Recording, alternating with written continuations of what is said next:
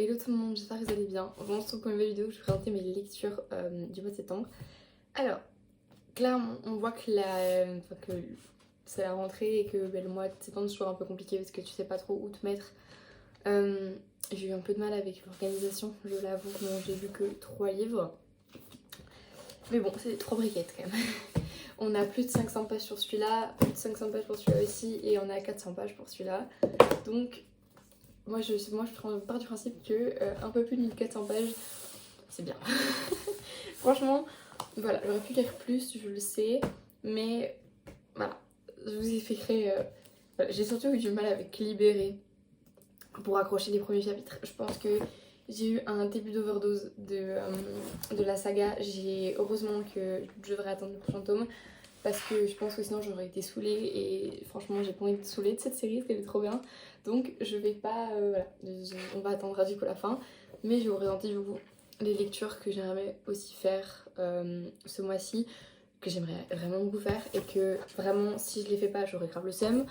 Bon, on va essayer de pouvoir le faire, mais bon voilà, j'ai fait une bêtise, je me suis lancée dans une série. Bon, cet été je m'étais lancée dans Peaky Blinders et genre j'avais... Enfin en fait Peaky Blinders j'aime bien, c'est pas ça le problème. M'attraper ma veste. Mais en fait je trouve ça juste long en fait, le début est très long. Et même si tu vois les événements arriver c'est long. Après je pense que c'est...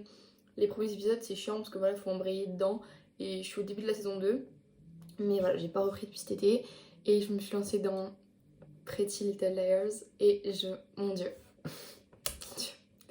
j'ai un coup de cœur de ouf sur cette série. Genre vraiment elle est trop belle et donc trop bien. Donc vraiment j'essaie de regarder un max et tout, sauf que bon bah entre les cours, lire et ça, avec en plus le hockey, les vidéos que je dois tourner, même si alors, ça va, je gère à ce niveau là, ça fait un peu beaucoup de temps. Donc bon, j'essaye quand même de pouvoir lire, mais bon voilà. Histoire que, moi je pense que je suis à moitié rattrapée quand même en sachant que j'ai lu quand même des briques. Voilà, ce n'est pas non plus un Emma Green, mais Emma Green que j'aimerais trop tenter parce que voilà, juste là, le dernier là, c'est un Emma Green. C'est The Boy Next Room. Mon dieu, qu'est-ce que j'ai envie de le lire. Vous ne m'aidez pas en fait, c'est de me dire oh mon dieu, incroyable, Emma Green, trop bien et tout. Je suis là, trop envie. Voilà, comme ça vous aurez un peu de contenu dans ma vidéo, puisqu'il y aura du coup des trucs que j'aimerais lire ce mois-ci et des trucs que j'ai lus au mois de septembre. Donc à l'heure où je vous tourne la vidéo, on est le 2 septembre. Et clairement, enfin le 2 octobre. Et j'ai quasiment fini la première lecture de ce que j'aimerais bien lire ce mois-ci. Donc franchement, ça annonce la couleur. Sauf que ce mois-ci j'ai quand même pas mal de petits déplacements à faire, etc. avec le sport. Donc je pense que j'aurai le temps de lire. Donc petit aparté avant de commencer vraiment et de vous expliquer. Je suis un peu malade. Donc si j'ai un peu la tête en compote, que je répète des trucs, bon ça je suis un peu dans les vapes, honnêtement on va pas se mentir. Donc voilà. Allez, on va commencer tout de suite avec Icebreaker de Anna Grace. Je suis pas sûre du nom de famille. Je vous l'ai présenté dans mon note lecture de cet été et je vous l'avais résumé à peu près. Et honnêtement, du coup, on a un peu de recul sur ce livre puisque je l'ai commencé du coup début août et je l'ai fini début septembre. J'ai du recul du coup. Clairement, ça fait un mois que je l'ai lu, j'ai du recul.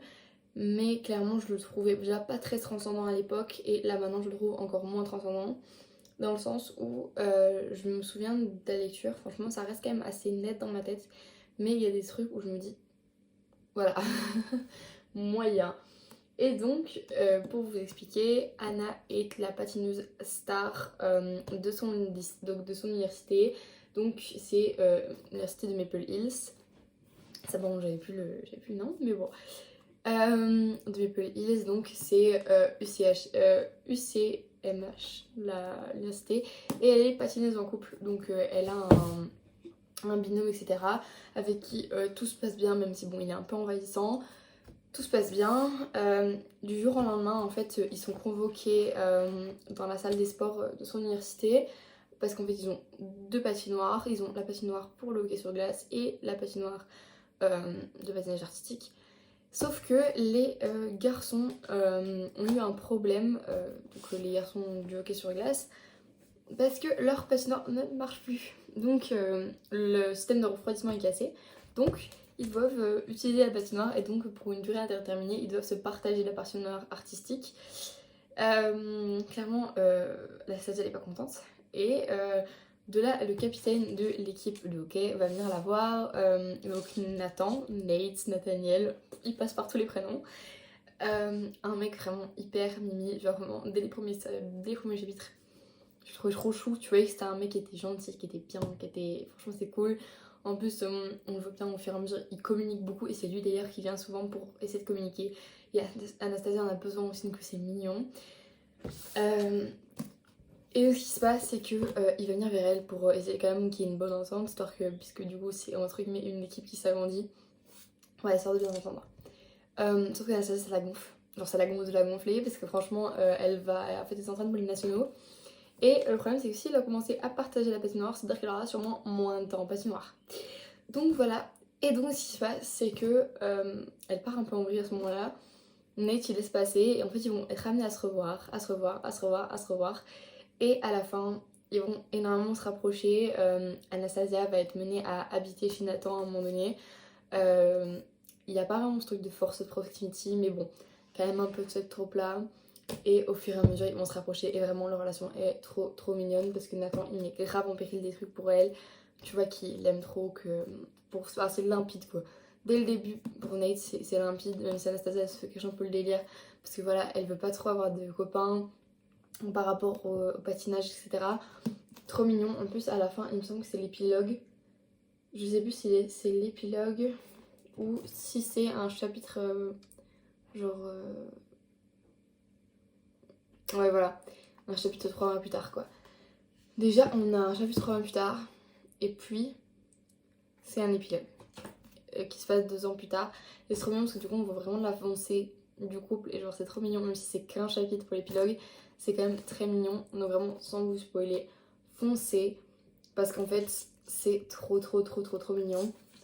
Surtout qu'ils ont des histoires de vie différentes tous les deux, mais d'un côté quand même assez semblables, et ça les rapproche vachement. Donc, foncé, très cool. Même si clairement il est pas transcendant, mais ça reste quand même une petite lecture vachement sympa. Donc aux éditions BMR. Franchement, en plus il est très beau. Ils ont pris la couverture anglaise. Donc c'est vachement cool. Je vous laisse mettre pause si vous voulez lire. Voilà, comme ça, nickel. Après j'ai lu Empoisonné, qui est du coup ma troisième et mon avant-dernière lecture ce mois-ci. J'ai un peu galéré pour le lire. Enfin, ça a été en vrai. Mais c'est un peu compliqué de vous faire des résumés de Empoisonné, etc. Parce que si vous n'avez pas lu, vous n'allez pas comprendre. Bon. Voilà.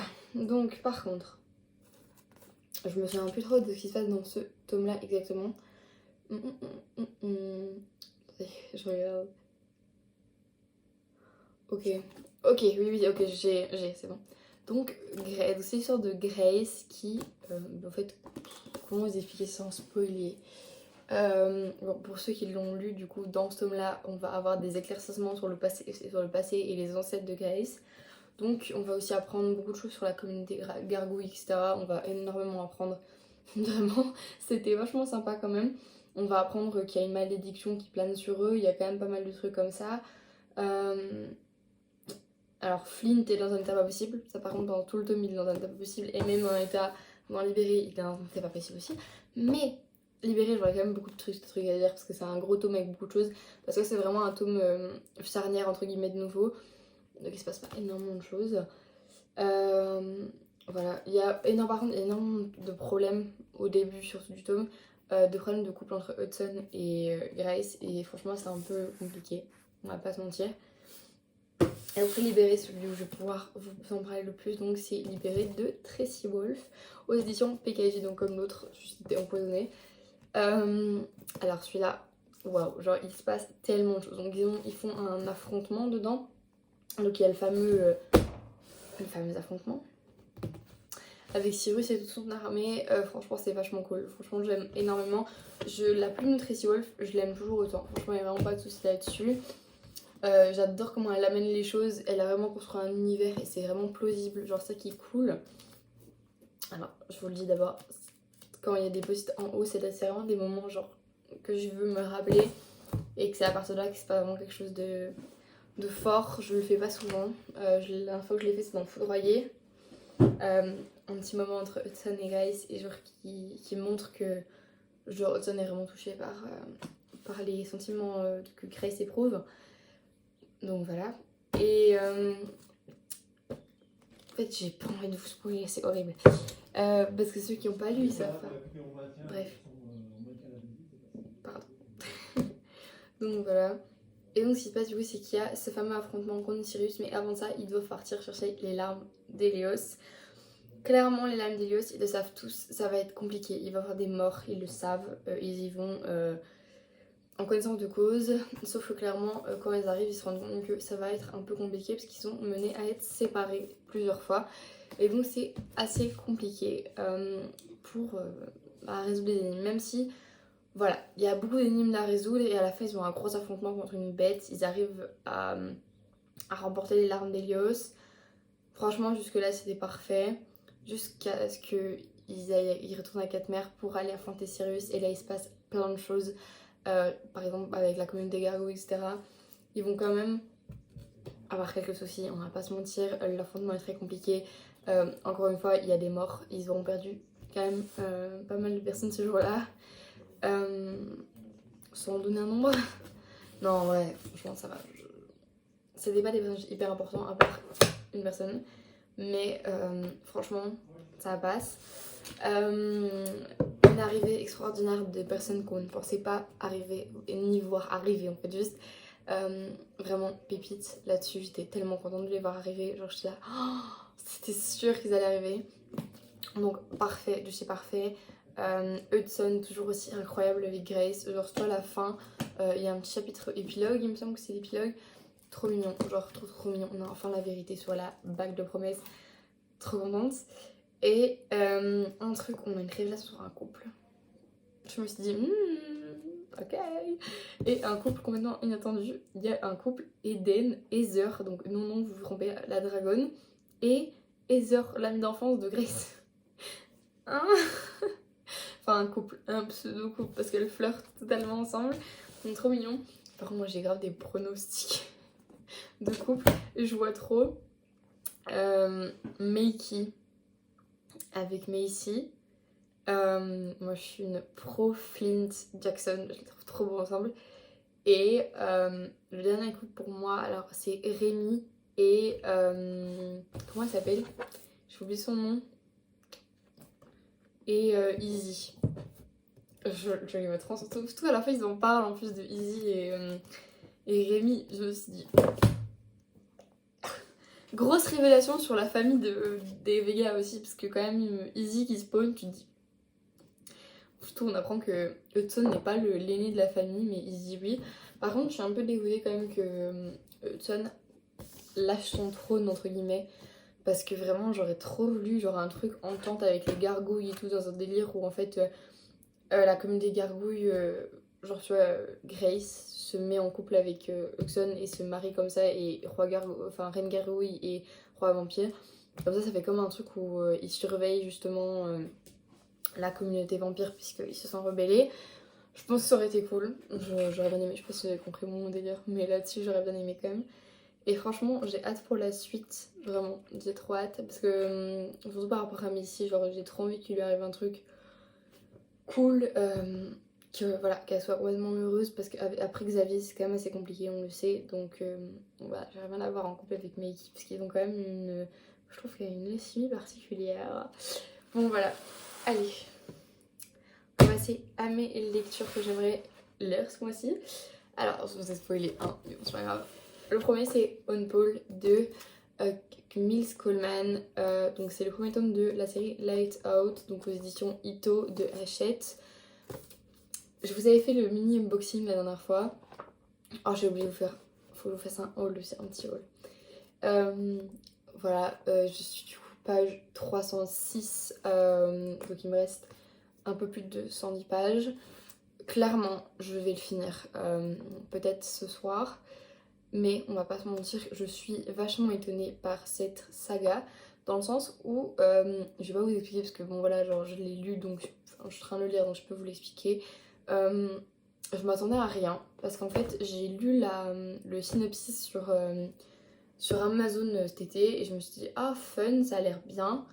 Puis après j'ai lu les 10 pages gratuites là qu'on a sur Amazon et là je me suis dit mais c'est quoi ce merde? Genre c'est quoi ce merdier genre?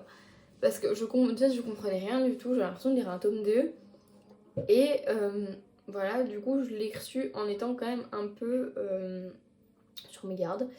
Et franchement, il m'a grave plu. Genre, j'étais trop contente dans le train et tout, je m'amusais trop dessus. Et c'est vraiment bien, j'avais pas envie de le lâcher. Donc, clairement, on va pas se mytho que pour moi, c'est un grand oui. Je vais m'empresser de précommander le tome 2 et le tome 3. Parce que, waouh, surtout que sur le tome 2, ils sont Mathieu, genre incroyable. Mathieu Lecomte, waouh. Aka Charles Leclerc. On avait tous compris que c'était Charles Leclerc. On avait tous compris. Et donc, j'ai trop envie de le lire. Donc voilà, par contre, Owen, un personnage trop mignon, genre sans vous spoil quoi que ce soit, pour vous faire un petit speech, parce que le speech viendra dans le résumé du mois prochain. Lise en fait a quitté la Formule 1 pendant 8 ans. Donc l'industrie de la Formule, parce que je sais pas si vous savez, la Formule c'est très compliqué, c'est des courses de voitures de Formule 1 du coup. C'est très compliqué en étant une femme, genre c'est très compliqué, on est H24 sexualisé, il y a beaucoup de sexisme, c'est très compliqué. Et les sponsors ont pas trop confiance en toi si t'es une femme, clairement ils vont pas te prendre. Et donc ce qui se passe c'est que du coup Lizzie a été du coup impactée par ça. Et du jour au lendemain en fait elle va partir en vrille parce qu'en fait elle supporte plus de voir ses amis là-dedans, elle est complètement jalouse.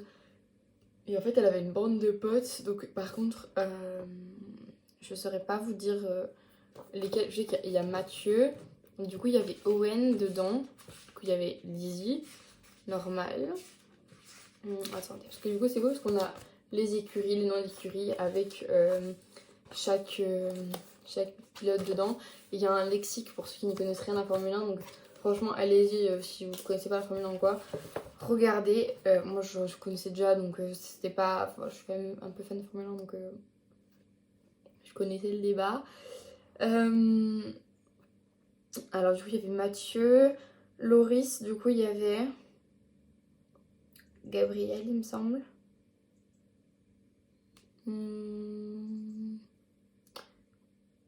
Et il y avait un autre je crois.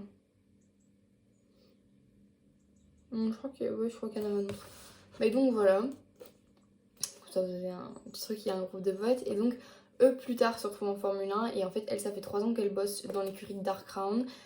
Et elle arrive un jour et elle se rend compte qu'en fait son ex Owen, donc elle a quitté du jour au lendemain et que ça fait 8 ans qu'elle a pas vu. Alors ça fait 3 ans qu'elle est sur le paddock et que lui aussi, genre ils se sont juste jamais croisés. Arrive du coup dans son écurie et qu'elle est stratégiste, donc ils vont être amenés à clairement beaucoup se voir. Parce que tous les meetings et tout entre stratégistes, pilotes et tout, c'est avec elle. Donc, parce que d'ailleurs, on le sait pas tout de suite, mais en fait on l'apprend un peu plus tard qu'en fait elle a quand même un poste important en étant stratégiste. Genre il me semble qu'elle est stratégiste en chef, un truc comme ça, donc elle a pas un petit poste quand même. Et donc elle était pas du tout au courant qu'elle était là. Et en fait leur retrouvaille se tourne un peu au vinaigre quand même. Mais bon, vous vous en doutez bien, il y a un happy end, donc voilà. Par contre, je me suis un peu spoil le tome 2 parce que j'ai juste été regarder le synopsis du tome 2 pour voir sur qui c'était, donc j'ai vu que c'était sur Mathieu. À Skip, il y a une mort.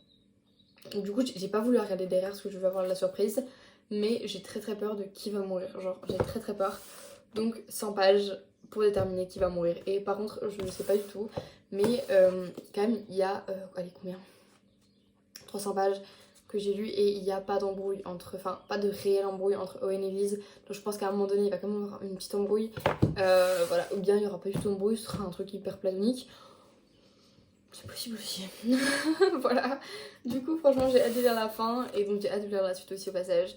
Mais bientôt. Alors après, du coup, il y a Russian Mafia, que lui, par contre, je n'ai pas du tout le synopsis, à part juste que je sais que Sergei, elle est entraînée depuis qu'elle est petite pour être une assassin. Et elle a toujours été entraînée dans le but de tuer le. Ouais, voilà. Alors attendez. Donc elle fait partie de la. Oui voilà, je me trompe pas. Donc Sergei, c'est la fille du parrain de la Camorra, donc la mafia napolitaine. Donc elle est formée pour devenir une tueuse impitoyable. Elle entend mener à bien la mission confiée par son père, 12 ans plus tôt, séduire et assassiner Vitali Azarov, le chef de la Bratva russe. Donc voilà. Après il y a encore autre chose, mais ça c'est autre chose. C'est juste un peu un petit synopsis pour rentrer dans l'histoire. Donc c'est ce que je vais lire après On Paul du coup. Franchement j'ai hâte de savoir parce qu'en fait après d'ailleurs il y a un autre, tome, c'est Italian Mafia. On sait pas du tout quand est-ce qu'il va sortir, mais a priori il devrait sortir. Donc franchement j'ai hâte de le lire. Franchement avec un petit truc avec de la mafia et tout, mais surtout ça a l'air cool parce que franchement genre j'aime bien ce délire là. Donc je pense qu'il y a moyen que ce soit cool. J'ai vu une mise en page bizarre là.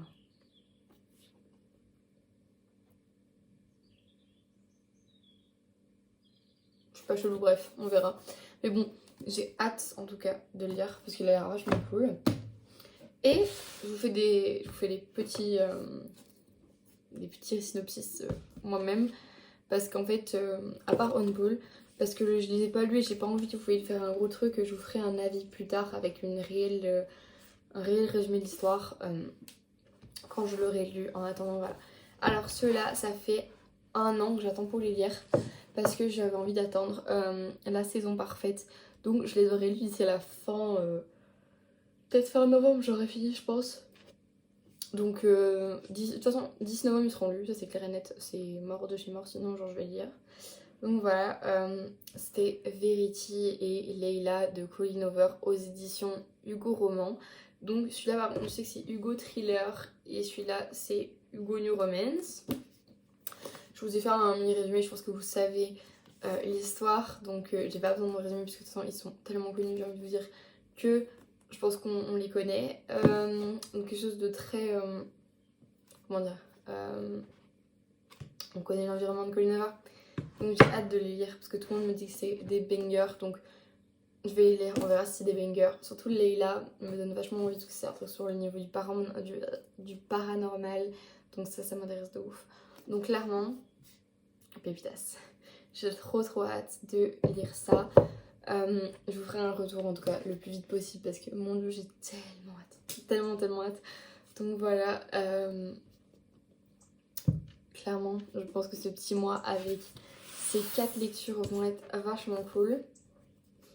Même si bon, j'ai pas la certitude de pouvoir tout lire, mais je vais faire tout pour pouvoir le faire en tout cas. De toute façon, je me dis, on est le 2, j'ai déjà lu un livre sur les 4 déjà, donc ça pourrait être cool. Après, je sais pas si. Il y a combien de pages dans celui-là? Ouais, il y a quand même 350 pages.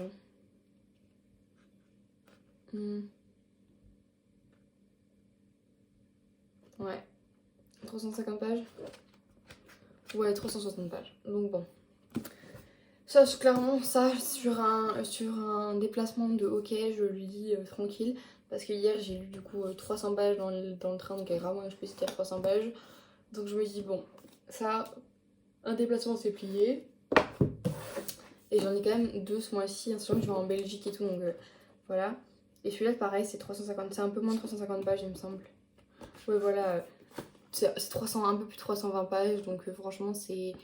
Voilà, on est quand même sur des lectures assez courtes, entre guillemets, à part juste du coup Russian Mafia, qui est plus long. Sinon, le reste, ça reste assez convenable, et voilà, c'est un truc qui est plié pour moi en genre 2-3 jours max. Donc il y a moyen que je puisse le faire. Si je me tiens à 100 pages par jour et plus, si ça m'intéresse. Voilà, après, je sais pas, est-ce que je commence par Russian Mafia, qui est quand même le plus gros? Je sais pas, mais en vrai, j'attends grave cette lecture, donc j'ai envie de le faire. En espérant juste que... Pretty Layers ne me freine pas. Mais bon, j'espère vraiment pouvoir le lire, surtout que là, ce mois-ci, du coup, j'ai quand même un déplacement à Paris dans 2 semaines.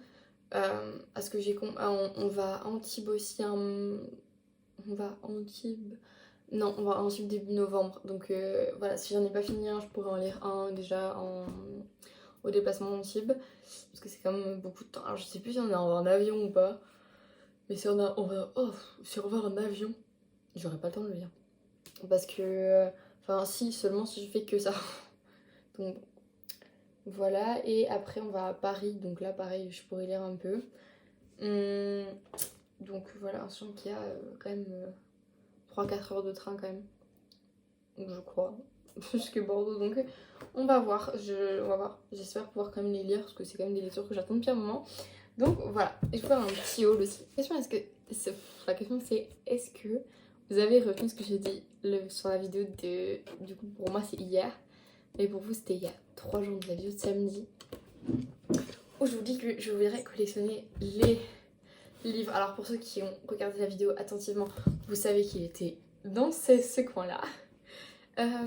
J'ai acheté un livre, enfin ma mère m'a acheté un livre ce week-end. Elle a été en vide-grenier, je vous ai dit j'aimerais bien les acheter en occasion. Et donc je profite d'être en truc du coup pour en acheter en vide-grenier. Et j'y retourne samedi a priori, donc c'est sûr vous allez avoir un haul de tout ce que j'ai trouvé. Franchement j'arriverai bien, ma mère l'a payé 1€. 1€. Je suis choquée, c'est un brochet. Je suis choquée. Par contre, il est un peu sale. Genre, les pages sont un peu sales. Si vous avez des astuces ou quoi, genre, j'avais des potes qui me disaient de gommer avec une gomme. Donc, je vais voir si ça marche, mais bon, les pages sont un peu sales. Bon, bref. Oh non, je vous ai spoil de ouf là. Ceux qui connaissent pas la tranche, vous êtes fous. Donc, voilà, j'ai eu le tome 1 de After en brochet. Franchement, il est pas. Enfin, voilà, il est un peu pris cher quand même en bas, en haut aussi. Mais bon, ça reste quand même dans l'état correct. J'ai payé 1€, les gars. 1€. Un brochet, il est quand même les pages sont en très bon état, genre il n'y a pas de souci là-dessus. Il a été lu une fois. Oui, il est un peu sale ici, je sais pas si vous allez voir. Et donc, puisque j'attends vraiment de... Oh, j'avais pas vu, regardez comment ça date trop, la pub Wattpad à l'arrière et tout. Oh, incroyable. Donc voilà, je voulais trop avoir cette série. Et du coup, ma maman est en contact avec la dame parce qu'elle est en train de lire le 2. Et donc elle a dit voilà, je vais vendre le 2 quand j'aurai fini. Donc si ça vous intéresse, voilà, je prends votre numéro et je vous enverrai un message quand je l'aurai fini. Donc ma maman a donné son numéro et après j'ai arrêté de faire le deuxième tome du coup. Donc il me semble que le deuxième il est bleu, je crois. Je suis en train de voir si j'ai une gomme. Est-ce que j'ai une gomme là-dedans? Je vais avoir une gomme quelque part. Pour voir si c'est une technique de valeur ou pas du tout. Je vais prendre ma gomme de Critérium. Je crois que ça marche. Ouais, par contre, il y a quand même des pages qui sont un peu lumineuses. Ah. Il y a une page retournée. Voilà. Et c'est trop cool parce que je suis trop contente. J'avais la même marre de regarder. Elle a trouvé, donc je suis contente. Donc voilà. Pour ceux qui connaissent pas la base. Enfin, en fait, pour moi, c'est la base. Parce qu'en fait, j'ai grandi avec After. Dans le sens où Hardin, il a bercé mon enfance. Et clairement, j'ai découvert Hardin Scott pendant le confinement. À l'époque, mes parents voulaient pas du tout que je regarde After. Vraiment, mes parents, ils aiment pas du tout ça. Et genre, ils m'avaient dit c'est mort, Maïne, tu regardes pas ça. C'est mort de chez mort, quoi. Et en fait, je l'ai regardé un jour en scred. Et mon père, il a rien dit. Enfin voilà, il l'assume, il a rien dit.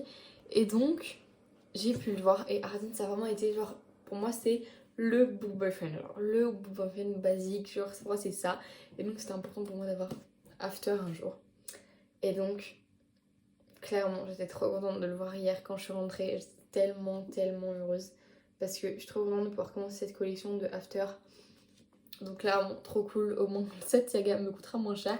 Parce que pour manger un livre, et c'est qu'1€. Alors qu'il y a, il me semble, 5 tomes, il me semble.